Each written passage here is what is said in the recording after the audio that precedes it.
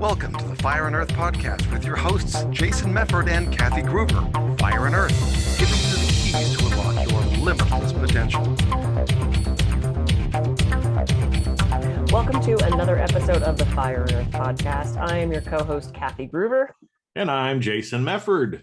And today we're going to pick up where we left off on a previous episode. We've been talking about why we are resistant to change and some of the things that we can do to actually not be resistant to change. Because, you know, Kathy, I don't know if you're like me, but I know when I dig in and I am not willing to change, my life usually doesn't go the way I want it to. I'm just stuck in a rut, right?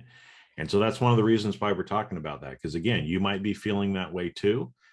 You feel like it's Groundhog's Day. You get up, you do the same thing every day. You know, you hear Sonny and Cher every morning when you hit your alarm. So let's get in and we'll talk more about, because again, this is a continuation of a previous episode. So on the first episode, what were the ones that we talked about? So in case they missed it, they can go back and listen. Yeah. So we talked about our brain and how, we just are wired to be a little resistant to change. That's just how our brain is. It looks for danger quicker than it looks for happiness and joy. So talked about our brain. We talked about just plain stubbornness, which you and I don't have at all. Nope. We talked about secondary gain, which is getting some sort of very subconscious, unconscious reward for staying in a situation or method that you're already using.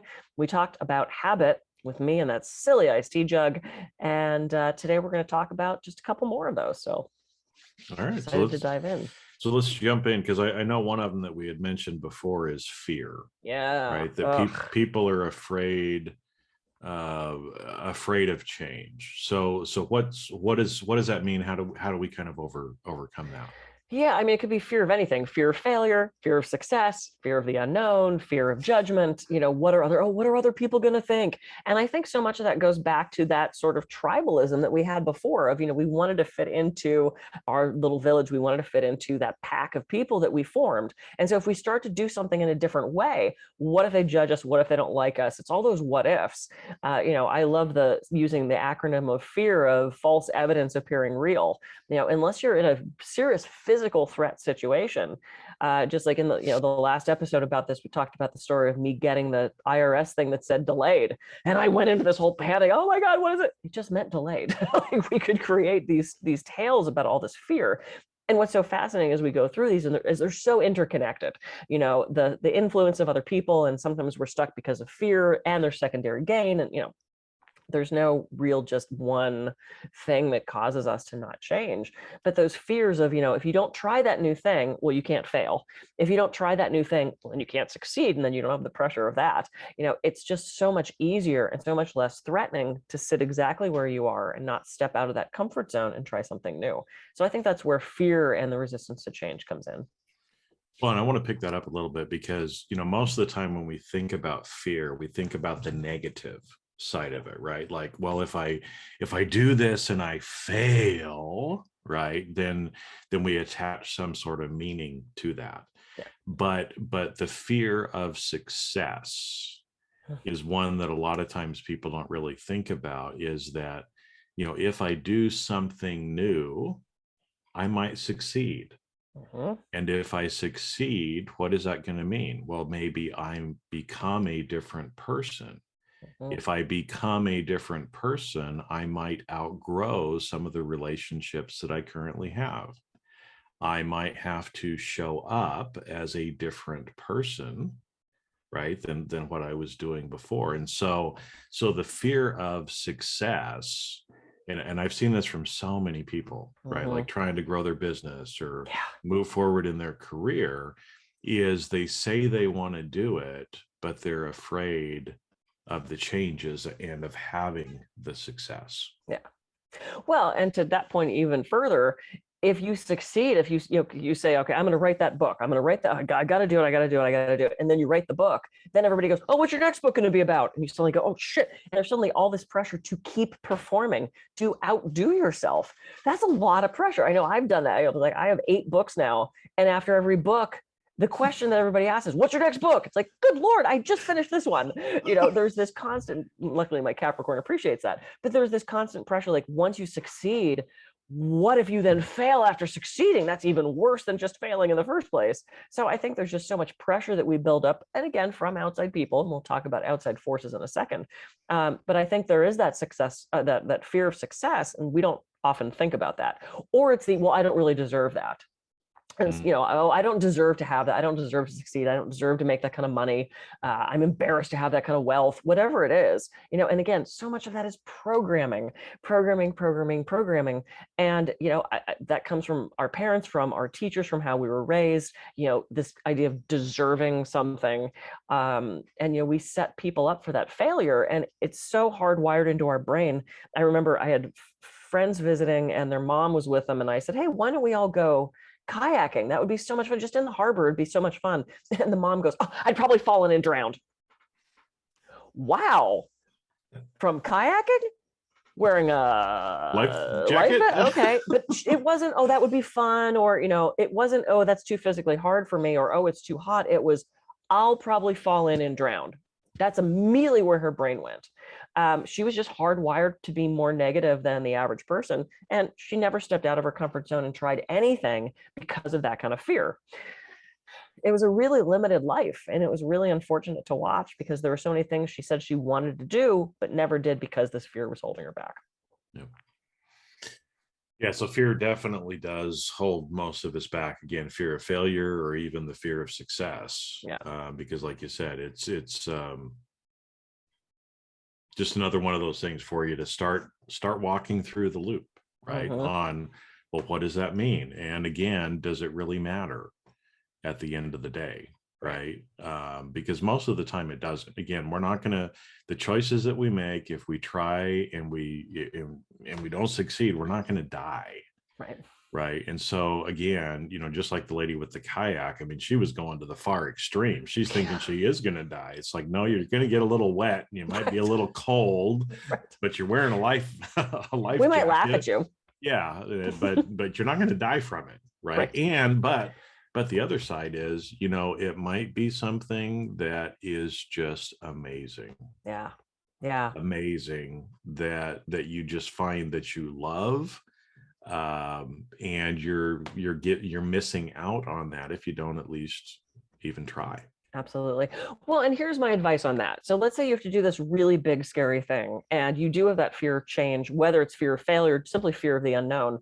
Start with something small. Condition yourself to get used to stepping out of your comfort zone. This is why with the trapeze, you don't start with double tucks. You start with a knee hang. You start with a swing. You climb the ladder. You get yourself acclimated as you go. It's not diving into the deep end. It's let's slowly, progressively go in. So if you really seriously have a big fear of change, maybe it's you drive a different route to work tomorrow, or you order something different in the restaurant than what you normally get. Start with non-threatening, non-scary things that you can start to get your consciousness used to and your subconsciousness used to doing things in a different way. The thing that I read about online was, if you cross your arms this way. Yep. Now cross them the other way. The other way. Oh, it's so weird. And just, even something as simple as that, it's habit. That's the way we've always done it, which is what we talked about in the last one. Just try something different and you'll slowly acclimate yourself to accepting those bigger and bigger changes. And the next thing you know, you'll be doing a double tuck on a trapeze. Well, and those little changes too, the other thing that they do is it conditions you and it provides you with evidence, right? Because that was one of the things we talked about on the last episode too, is has there ever been a time when you tried something new? Yeah. Right. And the more times that you're actually trying or changing that work positive for you, the more evidence you're going to have for the other things. And like you said, you've got to do the little things to get to the bigger things. Yeah. But, the little things along the way lead to the big things. You'll never have the big things if you don't do the little things. So just start small. There's a couple of examples. Order something different off the menu.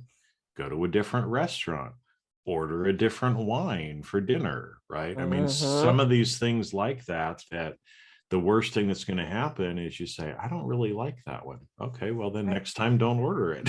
Then Yeah. And you'll never know if you keep ordering the exact same glass of whatever every time you go out. And it makes your life fuller and richer and primes you to be more open to change when it's something bigger. So yeah, that's a great little tip for that. So, okay, so we've got change. Talking about outside forces.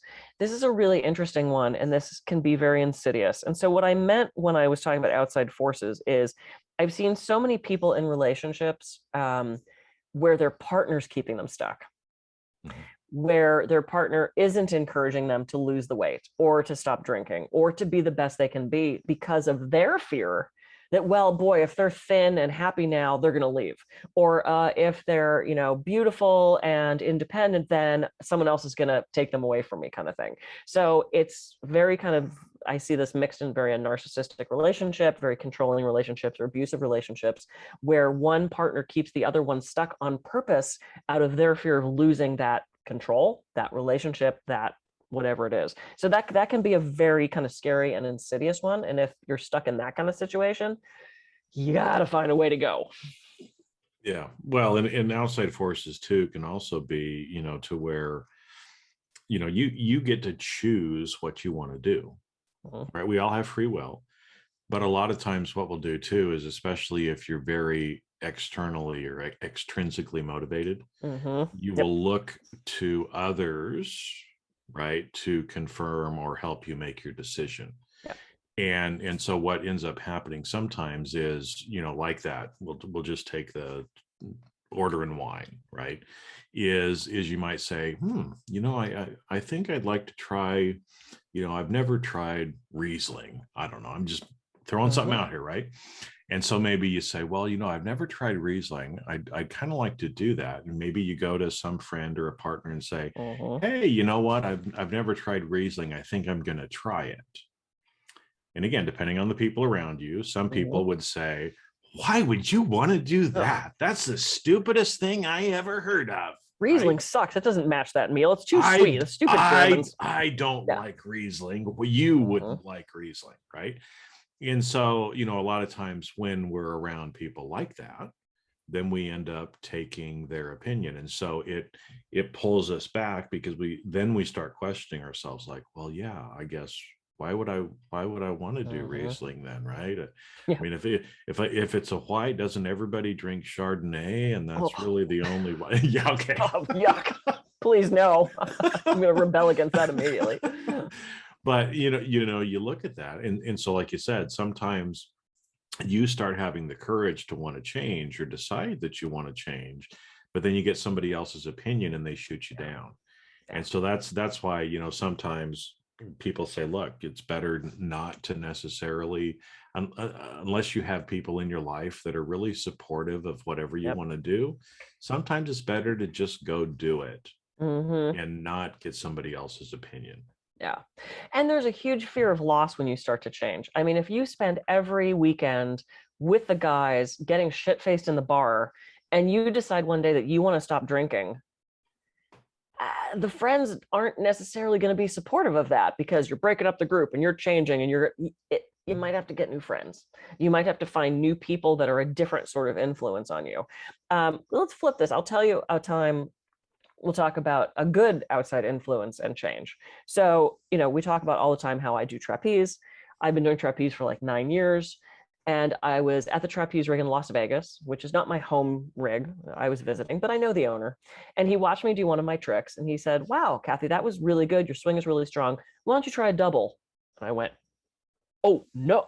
I thought that was completely out of my realm. Like I never would have gone to anybody and said, I want to try this. It was a little too scary for me. And he goes, at least give me a 1.5. So the next 2 days later, I show up. He teaches me how to do it. I do a 1.5 and I did it and I caught it and it blew my mind. So when I got back to my home rig, one of the guys who works there had seen my 1.5 and he goes, hey, it's time for you to try a double. Had these guys not seen that something in me that I didn't see in myself, had they not believed in me and encouraged me to do that, I never would have tried it. So in that way, it was me trusting their expertise and me listening to them and going, yeah, you know what the hell? I'm going to do it. I'm in safety lines. There's a net. Am I going to get hurt? Probably not. I'm going to try that thing. And that to me, I mean, as silly as it sounds, it kind of changed my life to one, have those guys believing in me. And now me being able to do something that I never thought that I would be able to do. So in that way, listening to those positive outside influences encouraged me to do something way out of my comfort zone. And I'm so glad I'm doing. Still haven't caught the double. I'm working so close, but it's something that if I never catch it, I'm still doing a freaking double. It's just so exciting to me.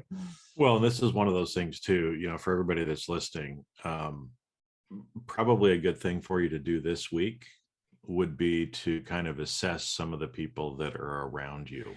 Yeah. Are the people that you're hanging out with most of the time, are they discouraging you? Are they negative? Are they holding you back from some of the changes that you want to do? Or are they the people who are supportive, who are encouraging? Because again, I mean, one of the reasons why, like we said, these outside forces, if you're having trouble changing, one of those reasons could be is the people that you're surrounding yourself with, the people that you're hanging out with most of the time are also resistant to change, and they are trying to hold you back. And so sometimes for you to be able to change, sometimes you have to change some of those relationships. And again, that can be a scary thing that gets back into our fear and everything else. But really, it comes down to you having to decide, do I want to stay stuck where I am in the pain or the fear or whatever else it is that you're feeling, that's wanting you to grow and move forward? Which one is better? You want to stay where you're at, or do you want to go where you want to go? And sometimes, again, those choices might mean having to get different friends, like you said, with the guys going out and getting shit-faced every weekend, right? It's like, if you decide, and I've seen this from a lot of people that I know, where drinking has been a very big part of their life. And then they decide, you know what, either I want to quit completely, or I want to cut it back to just socially drinking, or maybe a drink or two a week. Well, you're going to have to extricate yourself from those people that want you to stay exactly where you're at. And taking people's input with a grain of salt. When I was traveling to Egypt and Jordan, I had so many clients who were terrified. They came from a very big place of fear. Why would you do that? That's dangerous. You're going to get killed. You're never coming back. Don't call me for ransom money. And I heard this from, literally, I had clients say horrible things to me. And I had to recognize that was coming from their place of fear. I didn't have anybody that was like, that's neat, have fun. It was either you're never coming back, you're going to get killed, or, oh my God, I've been there, you're going to have the best time. And I got to choose who I listened to. And I have to say, because I had so many clients constantly, putting in my brain, this is scary, you're never coming home, I went with quite a bit of trepidation. And it was tough for me to listen to my own inner dialogue of, am I seriously making a bad choice in going? Like, is this actually physically, intrinsically dangerous? Or am I now being so influenced by these outside forces that I'm starting to feel nervous about something I don't need to feel nervous about? And I finally decided to go. There was no threat. It was one of the most incredible trips of my life. And, you have to, sometimes it's so hard to distill down what is good advice and what is really bad advice. And because I trusted those guys at the trapeze rig, I tried a 1.5. If somebody I didn't know was like, you should do this thing, jump off that cliff. Use your, think with your guts there, folks. But, really, like you said, sit down and who is influencing you. I remember there was this, you put yourself in the center and then you do these like concentric circles out, and the most supportive people that you trust, you put in that inner circle. And then as they get maybe a little more negative or not as supportive, you put them outer in the circle. And then having that visual really helps you think, who do I want to rely on for advice? Who do I want close to me? And those people on that outer ring who maybe aren't being very supportive, maybe you just love them from a distance. Maybe you limit how much time you spend with them or what kind of conversations you have with them, what you share. Yep. Very true. Very true. Because a lot of times you're not changing because it's the people that you're hanging around with. Yeah. That's a huge one. Yep. And the last one, just plain lazy. Lazy? What do you mean? Nobody's lazy. No, nobody's lazy. No, that's why, you haven't cleaned out the garage and you're still wearing underwear that's just a waistband. And, It's just, I've got all yeah, these visuals going through my head right now. I mean, maybe you're not cleaning the kitchen in that underwear. I don't know. But it's like, yeah, you stop at Target, you get a pack of underwear, but it's, I got to get in the car. Sometimes it just seriously is we just don't feel like doing that thing.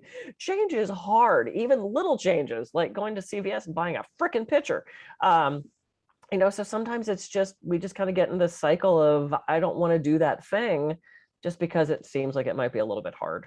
And at that point, you just have to pull the trigger and do it. I mean, there's no trick to that. You just at some point have to get off the couch and go do that thing. And this is where I like having other people influence. Maybe it's, hey, I got to go shopping. I keep putting it off. Do you want to run to the store with me? Or, you know what? I'm never going to do this. Can you go buy me this thing? It's just like getting the people around you who are supportive to help you get those things off your list. Sometimes that's all you need to do. Yeah.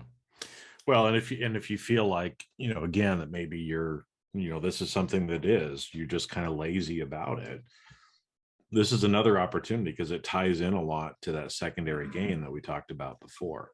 Is sometimes we might even misinterpret us being lazy for some secondary gain that we're getting. And so as you start asking yourself, some of those things, you'll probably end up finding out that, well, the reason that you're being lazy or feel like you're being lazy is you don't really want it that bad, or there is some secondary gain that you're getting instead, right? That's true.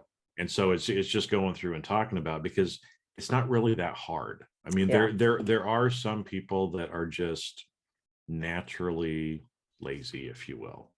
I mean, I know some people that I can't do it. I'm not one of those people, right? But there's some people that are just happy to sit around and just watch Netflix all day on the couch and sleep in and just do everything really slow, and that's fine, because if that works for them, then maybe that's the case, right? Absolutely.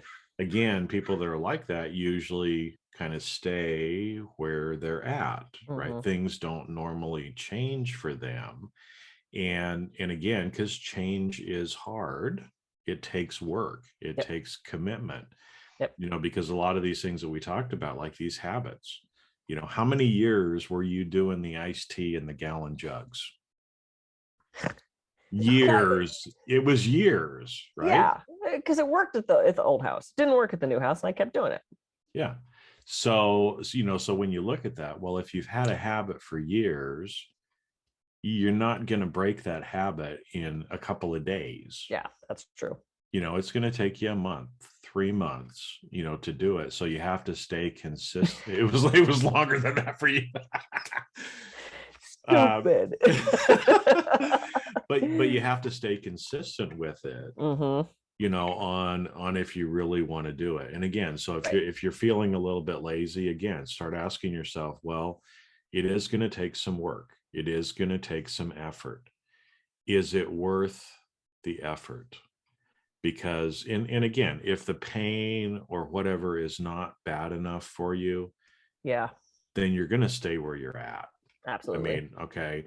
But because I've seen this from so many people, they say they want to do things differently, but the pain isn't bad enough yet for them that they're not going to make the change. But there's going to be some point when the pain of staying where you are is more than the pain of changing. Right. And when that happens, go with it. Right. Make absolutely. the change. Yeah, take that moment. And to something that you said is such a good point, and I deal with it all the time with my clients, is how bad do you actually want that thing? Because every session you tell me you want to stop eating cookies, and every session you tell me you bought more cookies. So I have to question, do you actually want that? Is that a value for you? Is that what somebody else is telling you? Because after 6 months, if you're not making any headway on doing that thing that you say you want, do you actually want it?